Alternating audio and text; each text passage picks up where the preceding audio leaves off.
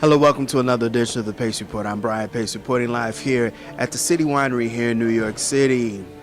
In a career spanning some 4 decades, South African guitarist and vocalist Jonathan Butler has just released a very revisioning of How David and Burt Bacharach's music entitled Close to You, which is now on the Mack Avenue Records imprint. Now, this is his 23rd recording as a soloist, and this album really brings up to date some of the classics that Mr. David and Mr. Bacharach wrote and penned for the likes of Miss Dionne Warwick, but also has been covered by endless artists in jazz as well as R&B and pop music. Tonight I had a chance to sit down and break bread with Jonathan to talk about this brand new record, why Mr. David and Mr. Bacharach are very important to the idiom of popular music, as well as talk about some of his South African roots and some of his heroes, including the great guitarist Earl Klugh. So sit back, relax, and enjoy highlights of Mr. Jonathan Butler performing selections from his brand new record, Close to You, which is now on the Mack Avenue Records imprint, live here at the City Winery for the Cellar Sessions. It's part of the Pace Report here in New York City.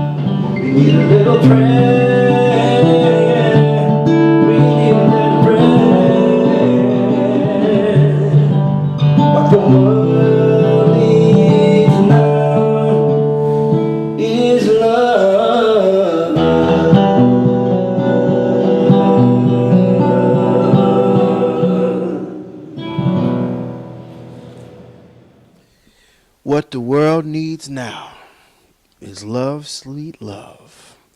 That's the video that you released, and Yeah. the song is being played quite a bit now on a lot of the smooth jazz formats and some contemporary R&B formats. You know, the climate now in the United States, and Yeah. you reside in LA. It's kind of relevant that this song, it hits home now because, you know, the song is really about peace and harmony and love for everybody. Right, exactly.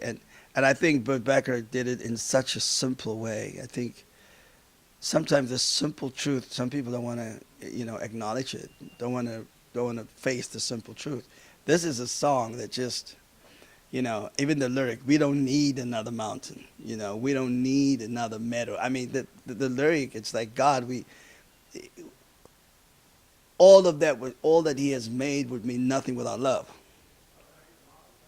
So, right now we're living in a climate in the States where friends are against friends. I mean, we talk about this at home, at dinner table.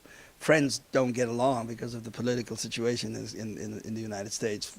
Families, neighbors don't get along, and I find that this could be, a God moment for me because it happened to be the song that the record company chose as the first single. And I said in the meeting, I said, are you sure you want to go down this road? Because this is not just any song. This is a word. Right. And so if you're going to support me, if you want me to go, you're going to have to support this baby. And because I am in love with the song. And I speak coming from a South Africa, I speak from that point of view, coming from racism, coming from segregation and apartheid, and having lived through that, and how it hurt and damaged a lot of us, So when I speak and sing about the song and share it with the audience, I speak openly about, even last night I said, let us not forget our story before I sang it, because I took pictures of, the shackles of slavery. I took pictures of everything, and I made a post, about it. And I think that's why I respect people like Stevie Wonder, because, he stood for something. He still stands for something, much greater than himself.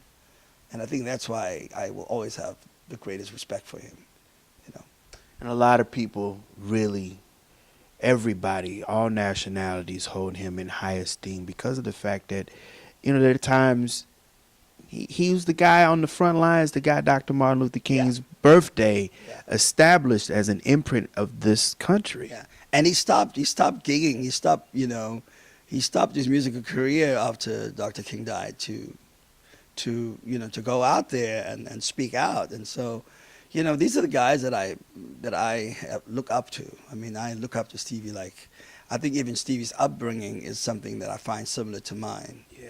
And so it made me love him even more. I mean, even the times when I was close to him, it was hard for me to express that because it's like sitting next to Nelson Mandela. It's like I don't know how to just express my love and feelings for what he stands for, But I mean, this song on this album is the one song I feel like it's just really so simple, and yet it's so powerful.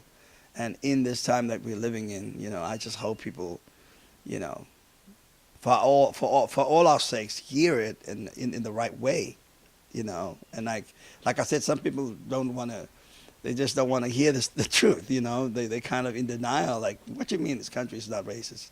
You're talking to a kid that comes from it, so I can sense it in the air. I can sense it in the air if I'm in a certain space. So again, thanks to Burt Bacharach, and it's like I feel like I've become. This album has opened me up to many, many pieces of history, because I feel like I have skipped a lot of that when I was younger.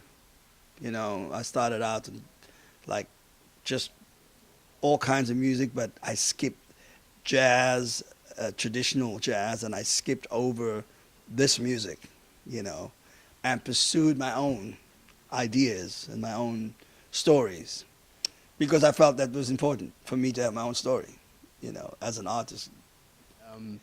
I want to congratulate you. One, you have done something that this is really not a tribute record. This is really kind of a revisioning of How David and Burt Bacharach songs. Right, exactly. And you know, and doing it, you know, paying tribute to it is one way, and also for me as an artist, it's sort of opened me up to a piece of history, you know, that they've created, Burt Bacharach and his partner. So, and it's also then kind of allowed me to almost be like a student and go into the songs and learn them, and like learning something new, something, and making it, trying to make it your own, make it who you are.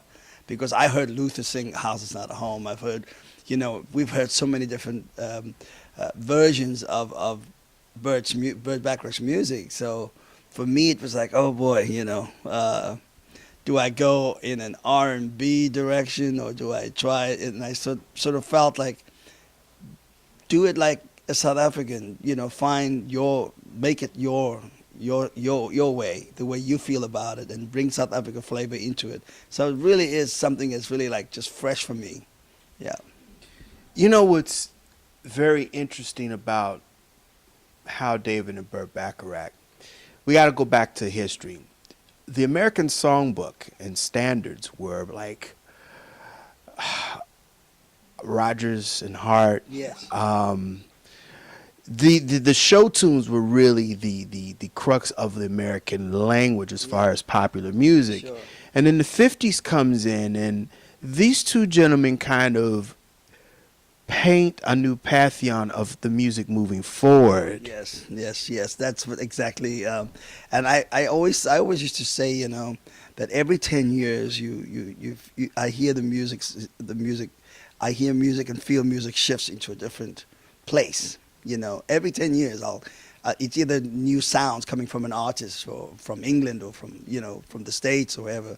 And I'm just blown away, man, because for me it's allowed me to learn about Burt Bacharach's music and his parts of music, and also the history of the American Songbook, which I love, you know. And it's crazy because I feel like I was like in 1974, I did my first recording, and it was a Burt Bacharach song, you know, done by the, you go, please stay, you know. I mean, and that was a huge song for me at the age of 13. I mean, it went to the #2 on the pop charts in South Africa, and 2 gold records, and South African Grammy Award, you know. And look, I'm 57, so kind of come full circle, you know, tapping into this. But more importantly, I think this music, it's like, I didn't have anything personally, man. Honestly, I didn't have any inspiration to write for a record. And it was sort of an evening of sitting at my house playing the piano, and my fiance was playing the violin, and my kids were around. We had some friends over, and I played Close to You. Just kind of sit around and playing it and singing it, and it was just growing on me. And it was like, even the atmosphere around the room was good, and I got so happy singing it. And I called my manager and said, listen, you know what, I'd really like to look at doing something like a songbook record, and Burt Bacharach's music is the thing that I want to do. And he just said to me, he said, man, I think it's really cool that you want to do something like that, you know, because it's not a smooth jazz project for me. I'm singing more than I'm, you know, I mean, playing. I mean, it's incorporated. The guitar is in there, but it's just like I felt like I was doing my homework on history of the American Songbook, you know. And that was a different Jonathan Butler completely. I mean, if I was writing for myself, I know exactly where I'm going to go, you know. But this was something else. This is already a piece of work that, you know, okay, deconstruct it and make it yours. And now what I notice, like when I'm playing these songs live, people sing it. I mean, I played DC yesterday, last week for 4 nights at Blues Alley, and every night they start singing these songs. People just start, you know, so it's incredible, yeah. There's 2 things that a lot of people don't know about the legacy of Burt Bacharach and Dionne Warwick. all three of them are not inducted in the Rock and Roll Hall of Fame. Now, isn't that a travesty? That's crazy, you know. But guess what, you know? People know Dion and they know Burt Bacharach. I mean, oftentimes I wonder, you know, about these type of things. And as a matter of fact, I walked through the African History Museum yesterday with my fiance. You know, so we were looking at the wall, you know, all the artists' names on it and stuff. And she says, your name should be up there, you know. And I'm like, well, I said, well, I'm not, you know, I wasn't born in America. I was born in Cape Town, South Africa. She goes, well, if you marry me, then you're going to be up there. I said, well, you know what, I'm really not, you know, focused. But you are right that it is, because I just came from a place where the archives of Burt Bacharach, tapes, you know, it's there. It's there. The evidence is there. And it's amazing in this business that we're in, you know. It's sometimes the prophet is not on it in his own hometown, you know. It's crazy because Smokey Robinson is inducted as a miracle, and he's also inducted as, I believe, Smokey Robinson solo, and I think he's inducted also as producer songwriter.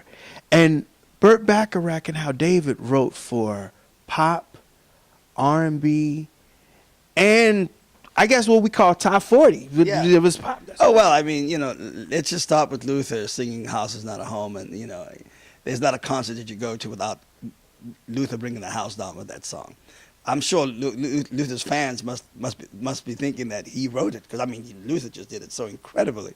So, in my view, it's like, yeah, I mean, they should be in the Hall of Fame. I mean, and I don't, you know what?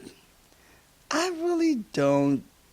I'm kind of like so about Hall of Fame kind of stuff, you know. I mean, I'm still around. It's like people say, you know, oh, legend, you know.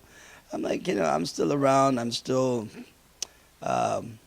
Stevie Wonder, yeah, you know, another a boundary breaker, you know. He shook it. He shook, you know, he broke boundaries, and Burt Bacharach broke boundaries, and Dionne Warwick as a singer, as an artist, broke boundaries.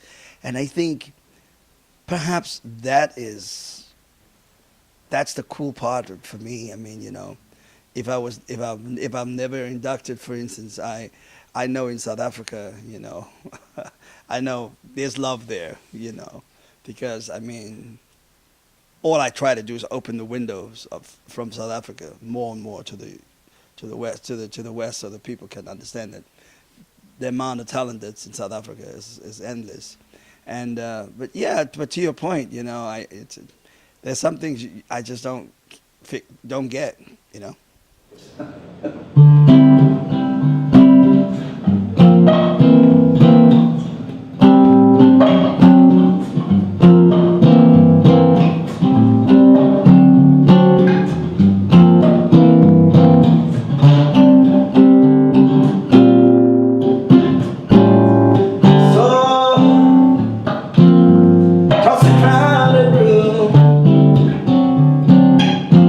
So good, memories.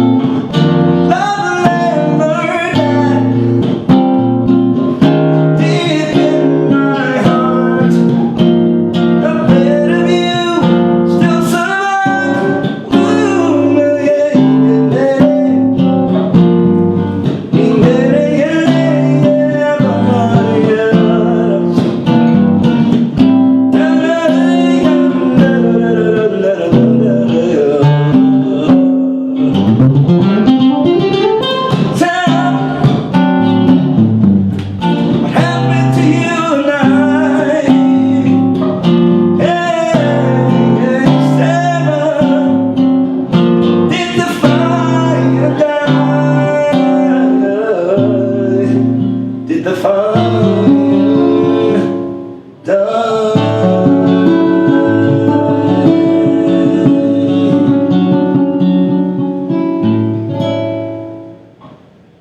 Now, I have a story.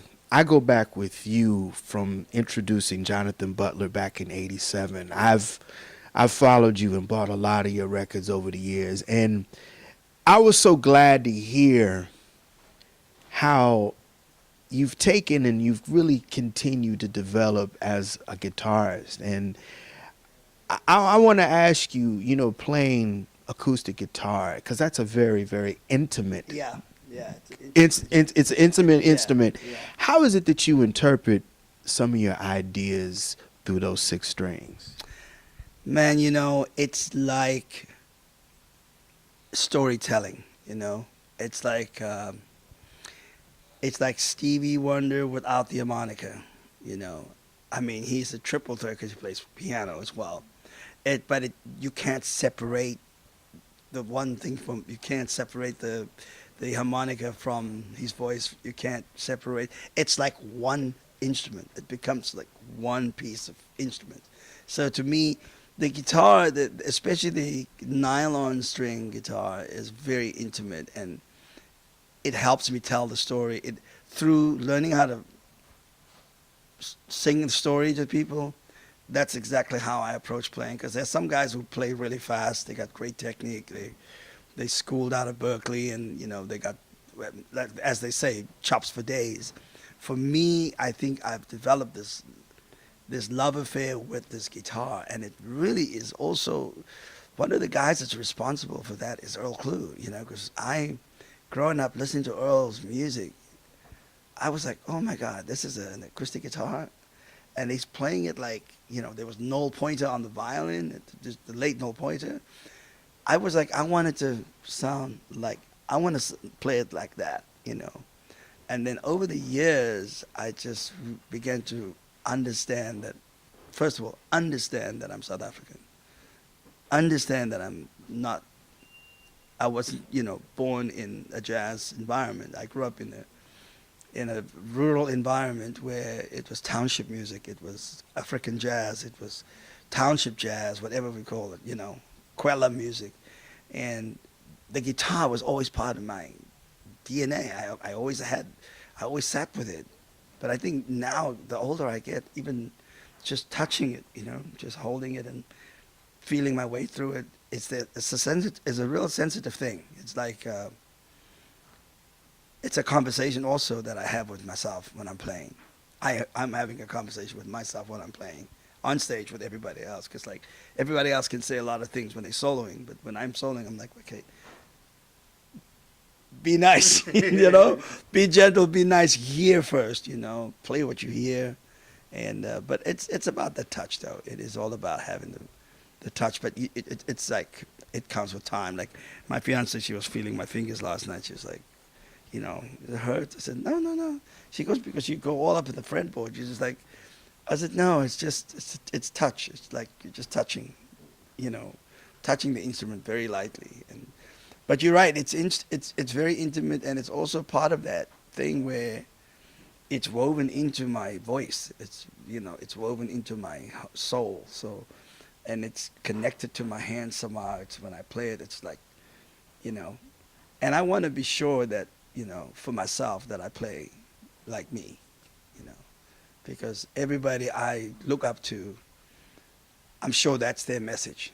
That would be their message to me, or to, and my message to a young musician would be, try and find your tone and stick with your tone.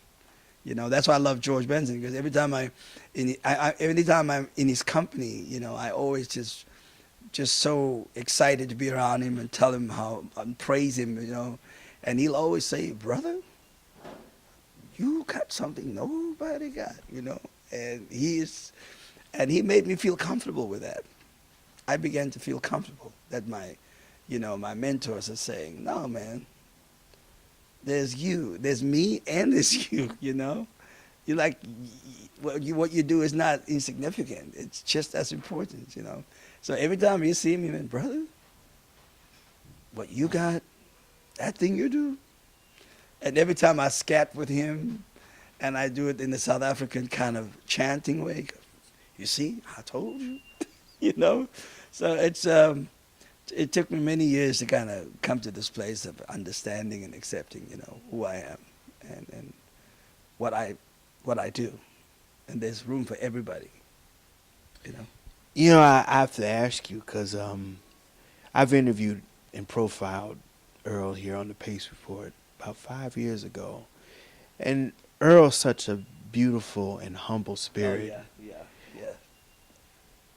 What was it about his style and his playing that you gravitated to? What was something that you noticed as a musician that he was presenting in those records? His touch on the guitar. His touch was just, it was like somebody playing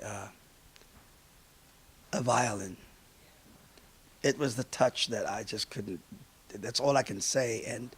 And his melodic sensibility, his writing is just, you know, and I mean, it's funny because it's almost like, here's a black musician with classical background and foundation. Yeah. I mean, I grew up listening to a lot of guys, man. I knew a lot of guys who listened to, you know, classical guitar players like Julian Bream and Andre Segovia, and they studied them like really hard. And then there's Earl Klugh, who just, He's by himself. he's by himself. He's by himself. And you know, crazy, I now work with Earl a lot, you know, and to stand on the stage next to him with a nylon string, and he's got his nylon string in his hand, it's an amazing experience. I don't think anybody knows what it feels like to like stand next to your mentor, one of your heroes, and you're playing next to him, and you're playing with him, and he's looking at you like really playing, and you're looking at him going, you're the reason that this is, you know, you're the reason for this inspiration that I have and the love for that thing. Because I switched years ago from electric to nylon because of him. Because I was playing a lot of electric guitar because I wanted to be more on the George side, Joe Paz, Barney Kessel, and you know. So I decided when I heard all the music on the radio and LPs that we had, I said, this is it. I'm sticking with this. So. Yeah. Those first two records that he did, Dave Grusin really laid the imprint on what you're talking about. You hear those sensibilities on those first two records. Yeah. And then Heartstring, that's my favorite. That's my all-time favorite. Right here. It's right on my phone, man. If you go into my phone, you'll see I got. That Heartstring is serious. Yeah, I mean, listen. A natural, all of his stuff, man. There you go. Look, Yeah. And look, and I even got Noel Pointer in there because I was telling my fiance, she's got to get into Noel Pointer. Oh man, I got all of his. Yeah, I told her she's a beautiful violinist. I said, if I ever make a record with you, I would really want you to check out Noel Pointer because that'll be a beautiful record to revisit Noel and pay tribute to Noel. Yeah. What did you think, and what was your take on guys like Al Di Meola or say like a Charlie Byrd? Because there's a back end of this question. Jose Feliciano, who also plays nylon string too. I love him. I mean, I went to see him live years ago at the Constitution Hall in Washington D.C. Freaking blew my mind. It still blew. It was him and Stevie again. It was Jose and Stevie Wonder. Those were the two guys that I just said these are my these are the guys that I love, and that was it. He's playing, he's singing. Then I would put on Stevie, then I would put on Jose, and it'd be like between those two, I felt like I had a whole school that I was in, And one thing we have to add about Mr. Feliciano was very soulful. Oh, exactly. That's why. I mean, I ended up I knew that there was George, there was Earl, there was Stevie, and there was Jose Feliciano. Of course, I was, you know, Donny Hathaway forever, you know. But yeah, you know, Aldo Meola, of course, when he came on the scene, and I was like, what in the world? I mean, I will never be able to play like this. This is crazy, right. You know. And there was John McLaughlin, you know, there was these cats that had technique for days. So I kind of decided, look, I love them, I respect them, but I was also into John Scofield. And John Scofield is still one of mine. He's the real deal. He's right here. He's the real deal. See, he's right here. I lied to you when I tell you. See, your iTunes is like there's Round Me Down. Just that album is one of my craziest, best albums right now. Yeah. There's John Scofield right there. Oh my gosh. Yeah, see? Yeah, he's right there. We're gonna swap some Apple Music. Yeah, you know. This particular song, this next song, is a song I wrote many years ago. A song called Heal Our Land. A song that was inspired, moved me when I saw the murders and killings and brutality in South Africa during our uprising, in our struggle for freedom against apartheid and the police system that I grew up under in Cape Town, South Africa. And so in the 80s, I felt I needed to write about it, and these are the lyrics that and words that really still to me today means a lot.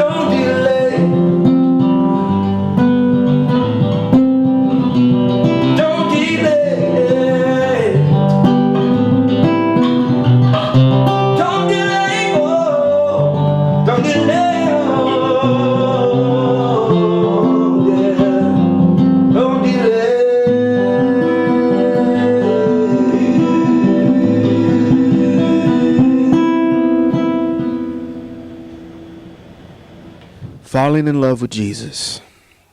I've interviewed and profiled Mr. Whalum here on the Pace Report a couple of times, and his history is with the church, in the church, and still steeped in the church. First of all, when I first heard this record, this song, I was like, this is so beautiful.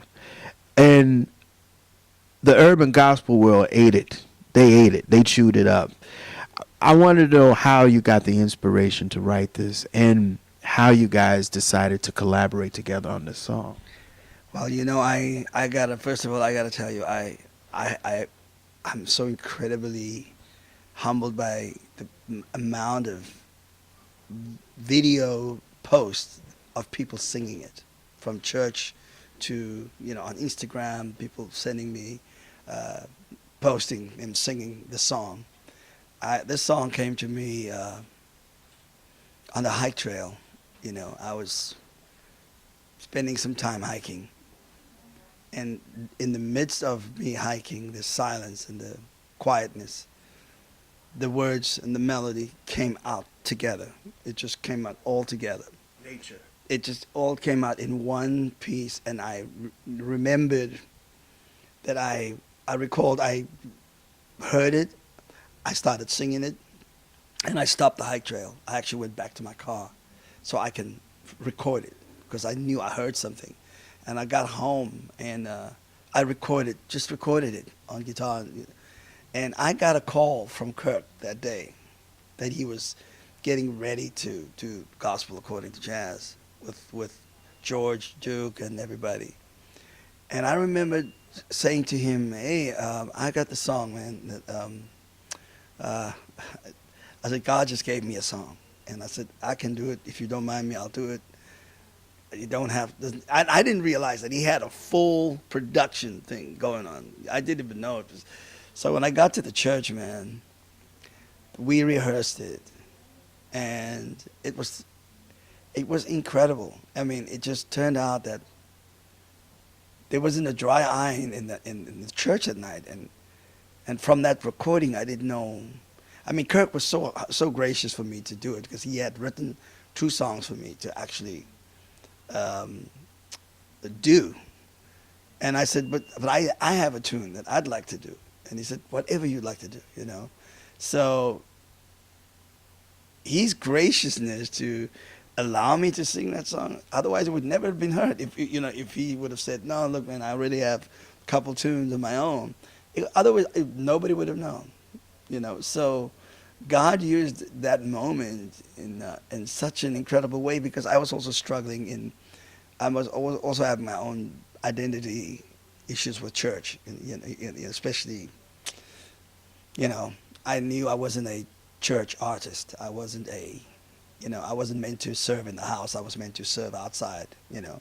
So I always had a difficult identity crisis with that. And, you know, I'm not Donnie McClurkin, and I'm not, you know, B.B. Winans. I don't come from that cloth of church. And here God is using me to sing a song that he wrote. He wrote inside of me.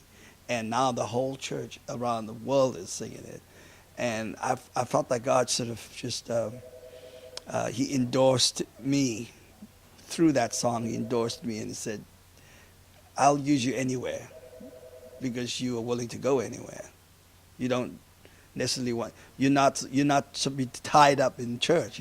There are other sheep. And so this song just became like, I mean, last night I had to sing it every night. I mean, you know, you think like, it's time to put this song away. And again, you know, coming back to the simple writing of what the world needs now, it's the simple writing of falling in love with Jesus was the best thing I ever done. I mean, it's the simple writing. That's what I realized at the time, is, okay, you know, don't ever throw 4 bars away. Don't chuck it in the trash. You know, you never know what that 4 bars made, you know. And then today in hip hop world or in R&B world, they don't even use a lot of chords anymore, you know. There's not a lot of Burt Bacharach changes. It's just 2 chords, and that's a song.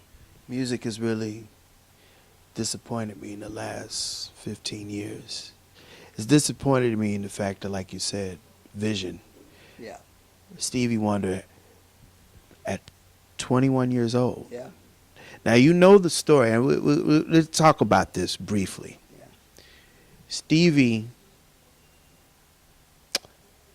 was an employee of Motown Yeah. up until he was 21. When he turned 21, Motown owed Stevie Wonder, which was at that time was a lot of money, $1 million. He took the $1 million. The studio called Electric Lady. Yeah. I recorded out of there. Yeah. The rest is history. Yeah. I say this because music used to be social. You could go to the bar, Right. dance, Yeah. drink, play Yeah. cards, dominoes. Right. The trajectory of music has definitely changed in the last 40 years. It has, and yeah, you know, and the temptation to, as they say, keep it simple. It's not quite true, because I come from an era where, you know, there was a bridge, there was a chorus, there was a pre-chorus, there was a middle eight, in musical terms, how you wrote, and you know, not every syllable was baby or yeah. You had a story. You know, you talk about Stevie, man. The other day, about a month or two ago, I went and bought, you know, talking book just to driving down, just to sit and get back to, and I think, you know, there is a remnant of youth artists that really, you know, that I know the real deal, know what music should be and is about. You know, I'm a huge fan of Lettucey. I'm a huge fan of India Arie and Layla, because I feel like these ladies really, They know what they're doing. they know what they're doing, and they stand for something huge, you know, and they can step into it, you know. But I mean, I think, that's why, you know, I mean, I'm looking for new music all the time. I'm buying music from Africa, from East, West Africa, North Africa, because Brazil, you know, because I need to feed myself. I need to open up myself to different stuff. And it's tough. And that's, I mean, you know, playing Blues Alley for the last 4 nights to sold out crowds, people coming out to hear live music, and to hear cats really shedding on stage is, man, listen, I will sing till if it's as though it's my last show, and then that's what it's about. It's really like you know, time is going, and there's no time to go up on stage and try and be, you know, foolish. Just try and lay it out there. Just leave everything there, you know. Let the dust settle after that, and then go to bed, you know. I mean, to me, that's how it feels these days. It feels like music in that way heals me. It also educates me, also talks to me about my own situation. So I feel like there's a lot going on stage these days that I'm experiencing. Yeah. That'll do it again for another edition of the Pace Report, reporting live here at the City Winery here in New York City. I'd like to personally congratulate and thank the incomparable Mr. Jonathan Butler for his time. Make sure you go out and support his brand new Mack Avenue Records release, Close to You, which is now available on iTunes as well as Amazon.com and CD Baby. I'd like to personally thank Miss Fiona Bloom at the Bloom Effect for arranging my time with Mr. Butler, as well as the wonderful staff and management here at the City Winery and the Cellar here in New York City. As always, please visit my website, www.thepacereport.com, for my weekly column, as well as my past segments. Until next time, remember, if it's in the groove, it'll make you move. Till next time, peace.